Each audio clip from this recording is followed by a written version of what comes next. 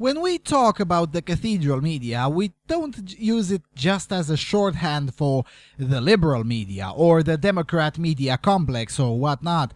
The cathedral media is the collection of media organizations, large and small, that are in agreement with each other on virtually all topics and largely in disagreement with normal people. The cathedral media includes not just CNN, BBC, France 24 or Rai Uno. It also includes SVT, most written papers in Europe, especially the Swedish ones, most private stations, and most big websites. Now, there is an entire discussion on how this happened, but what we'll be looking at in this video is how it works, almost in conjunction with one another. Before defeating this mechanism, we must understand it first. So, let's explore.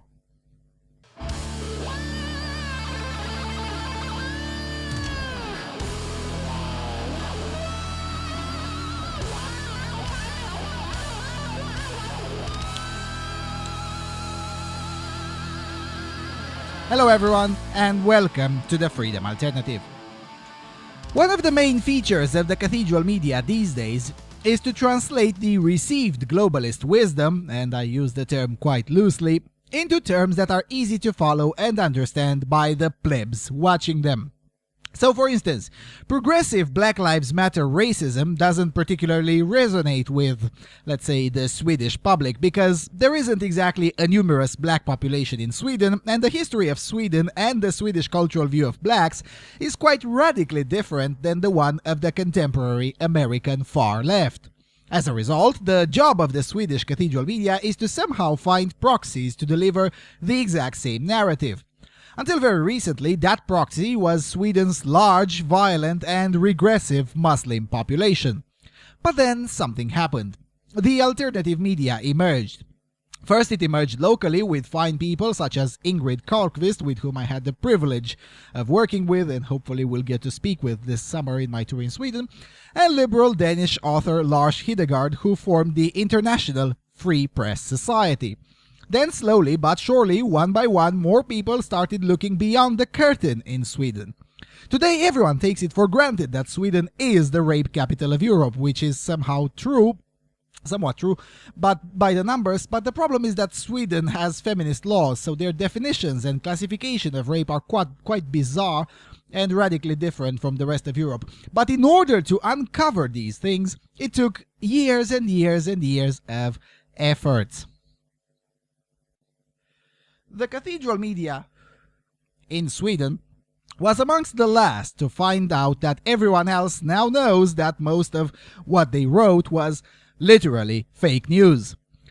And now, this January, SVT, the state television, ran a segment on to show its astonishment that not only everyone else knows that Sweden is no longer really a paradise, if it ever was, but that everyone else knows that everyone else knows that everyone else knows that everyone else knows that Sweden is in decay.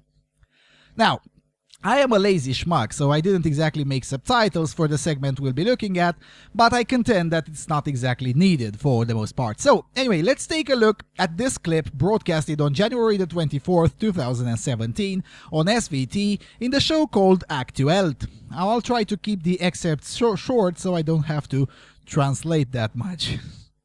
Tack så mycket för det. Vilken bild har omvärlden av Sverige och hur påverkar det oss hur vårt land skildras i utländska medier? Ja, Sverigebilden har förändrats och mörknat. Utländska medier beskriver oss inte längre som ett exotiskt land i norr präglat av sex och socialism. Idag används Sverige ofta som ett avskräckande exempel, bland annat efter flyktingkrisen förra året. Land of freedom, where you are about to see things you just don't see at home. In America, you don't see beautiful girls bouncing boldly out of the sauna into the snow. In America, you don't see public pornography shops where erotic books are displayed for both sexes. Då kunde vi skratta åt hur bilden av Sverige målades upp där ute. Idag är det inte lika roligt som när författaren Katarina Janouch So the premise here is that foreigners and Swedes who sold outside used to make laudative movies and clips about Sweden projecting an image of sexual freedom and humane socialism. This, however, has recently changed. Then they switched to a piece of interview with Katarina Janos, a dissenting Swedish author of Czech origin who writes children's books. Katarina committed the sin of going abroad and speaking about Sweden's mass Islamic immigration problems. Specifically, she gave an interview to a TV station in Czechia in which she explained to the Czech audience that Sweden is not a great place and that if one values personal safety, Czechia is better and Sweden is unsafe. She even went further and said she wants to learn how to use a firearm so she can defend herself, something which is easier to do in Czechia than in Sweden, Czechia being the most liberal country in the European Union when it comes to firearms. For her audacity, her books have been withdrawn from certain bookstores, and even the Prime Minister himself, while being at the globalist conference in Davos, found time to issue a statement for the Swedish media condemning Katarina's sentiments. Anyway, let's skip this portion and go to where SVT is giving examples on how Sweden's depiction outside of Sweden looks like today, starting with a clip from the Swedish Propaganda Institute. Welcome to Sweden. Here you can drink alcohol in restaurants, in bars and in sports arenas, just like in any other country. But what you can't do is to buy alcohol on a Sunday or on a Saturday after 3 o'clock, just like today. Det är bland annat med såna här YouTube-filmer Svenska institutet vill stärka bilden av Sverige som det välorganiserade, moderna landet. Ju fler positiva bilder människor gör med Sverige. Men den som googlar på Sverige översköljs snart av bilder som inte är särskilt positiva. No-go zones in Sweden? I didn't think there were such places, but there are. Sweden will be a third world nation in about 15 years, below Libya and Bulgaria. A lot of Swedes are angry. They realize they've been lied to. Hey, welcome to Sweden. This is the #1 rape capital of Europe. I would never walk here alone in the night. Never, ever. Men should be required by law to urinate in a sitting position, partly because it leaves toilets cleaner and promotes prostate health. Ett gemensamt drag för många Sverige-reportage är enligt journalistikprofessor Christiansen en illa dold skadeglädje över det man ser som ett havererat socialdemokratiskt samhällsbygge. Här ser vi ett tydligt exempel på hur socialism eller socialdemokrati inte fungerar i längden. Notice the tone. The problem is not that these issues exist and are very real. The problem is that people dare to report about them without asking the Swedish Institute or SVT for permission before printing or broadcasting the truth. The segment then continues with a sort of a panel discussion. On the side of sanity, the Romanian-born editor-in-chief of Göteborgs-Posten, Alice Teodorescu, and on the side of insanity, the host of the show, assisted by Anders Lindberg, editorialist for Aftonbladet. Let's take a look a little bit on how the discussion is framed. Ja, då säger jag välkommen till Anders Lindberg som är ledarskribent på Aftonbladet. Tackar. Och Alice Teodorescu som är chef för ledarredaktionen på Göteborgs-Posten. Vad säger ni om det här som ni såg nu? Hur reagerar ni på att bilden mörknar och blir allt mer negativ av Sverige? Ja, jag skulle säga att det är lika allvarligt att försköna som att svartmåla verklighetsbilden. Och det vi kanske ser är att vi rör oss från den här väldigt utopiska bilden av Sverige som något slags socialistiskt paradis på jorden till en mer nyanserad bild. Och idag är Sverige ett tudelat land där det både finns väldigt, väldigt positiva aspekter men också väldigt många dystra. Håller du med? Är det en mer realistisk bild som skildras nu för tiden? Det här vi såg förut var ju inte en realistisk bild utan det är ju klart att Libyen är en failed state som håller på att falla sönder. Det är klart att Sverige inte kommer att bli som Libyen. Det här med no-go-zoner, det finns inga no-go-zoner i Sverige. Katarina Janos tar upp att folk lär sig skjuta i Sverige. Det är klart att det här är ju en bild som inte stämmer. Och det är klart att jag tycker så här, man får tycka vad man vill om Sverige. Och de här länderna, Ryssland och Tjeckien och Ungern som togs upp, de har ju också strategiska intressen att liksom prata ner Sverige. Och man får välja vilka åsikter man vill, men man får inte välja vilka fakta man vill. Och det vi ser här, det är ju att man väljer ju fakta som inte är sanna. Och det är ju det här som Donald Trumps Vita huset pratar om som så alternativa fakta. Och de här kanalerna vi såg här, som RT till exempel, det är ju Kremls propagandakanal.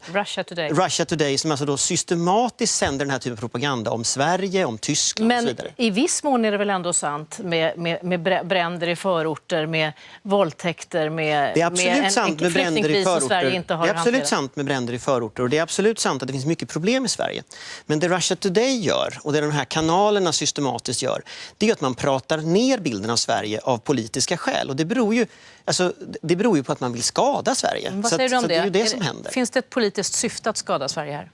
Det kan det mycket väl göra från enskilda stater eller enskilda aktörer på det sättet. Men det jag tycker är allvarligt, förutom att vi står här och bilden av verkligheten tycks engagera mer än verkligheten i sig, vilket är allvarligt, att vi får såna här metadebatter istället för att vi diskuterar sakfrågorna, så är det också att i det här fallet med Katarina Janouch så var det ju en person. Och den här diskussionen där man liksom oroar sig för bilden av Sverige och att den är negativ, den påminner ganska mycket om gamla överklassfamiljer där man gjorde säga att man har i Sverige haft ett experiment med en migrationspolitik och en integrationspolitik som har misslyckats. Och det är klart att det finns ett intresse utomlands, oavsett vilken agenda man har, att dra lärdom av vad Sverige har gjort och vad man borde ha gjort. Det är sanningen som börjar komma ut nu, säger Alice Teodorescu. This last remark by Alice Teodorescu became a meme in itself and was shared and appreciated by several thousands of Swedish speakers on Facebook. Now, what's interesting here is the slight shift in narrative. While it is true that RT is a Kremlin propaganda organ, it wasn't until very recently when everything was blamed on RT's coverage. Also, point of information, Lindbergh himself works for a propaganda organ, Aftonbladet being the propaganda channel of the Social Democrats, but I guess that's none of my business. Anyway, the reason I wanted to show you this is for exemplification and on how the cathedral media translates the globalist wisdom for the locals. And Lindbergh is a good example of a purveyor of fake news and a hardline socialist propagandist. He introduces Trump out of thin air with the claim that he didn't actually utter. I mean, the alternative facts thingy is something said by Kellyanne Conway, but who cares anymore? In a propaganda war, the truth is the first victim. And this is exactly what is happening in Sweden.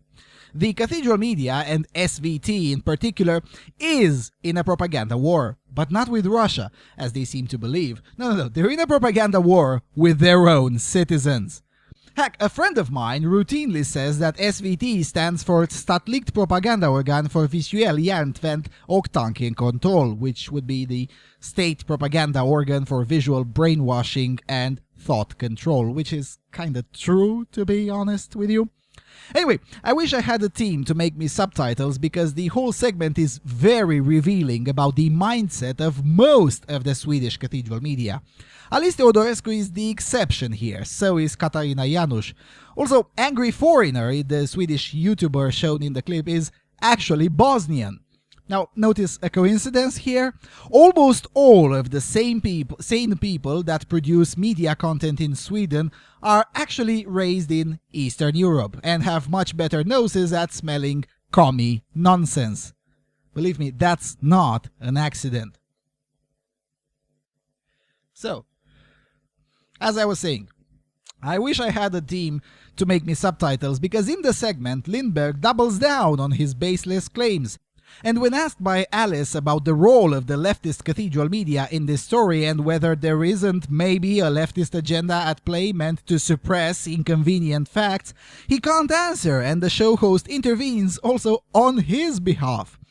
The most ludicrous claim in the show is when the host tells Alice Teodorescu that such thing doesn't happen because, look, we have people like you on the set, to which she replies impeccably, yes, today we do this, that is to say, call dissenting voices on the set, but that wasn't always the case, and she reminds everyone of the corridor of opinion and how many important aspects are still shunned.